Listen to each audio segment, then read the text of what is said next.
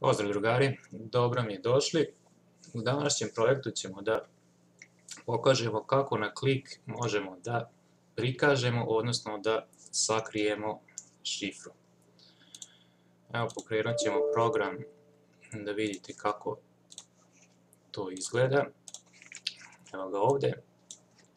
Dakle, kada ukucamo ovde nešto, vidite da su karakteri sakriveni i na klik se pokažu, odnosno sakriju. Dobro, da vidimo kako smo to uradili. Imamo ovdje jedno input polje tipa password i njemu smo dali ime šifra i imamo jedno input polje checkbox u kojem imamo event onClick i funkciju pokaži.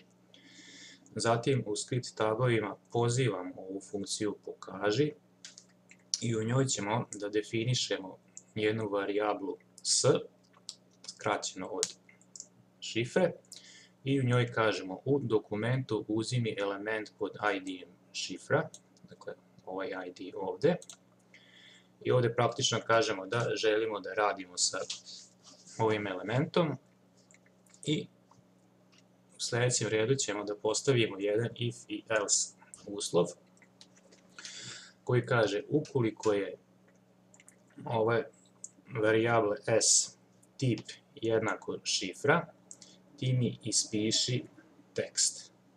U suprotnom mi ispiši šifru. Evo vidite, logika je vrlo jednostavna. Nadam se da ste razumeli sve. Eto, toliko za ovaj put, pa se vidimo u narednom projektu. Pozdrav!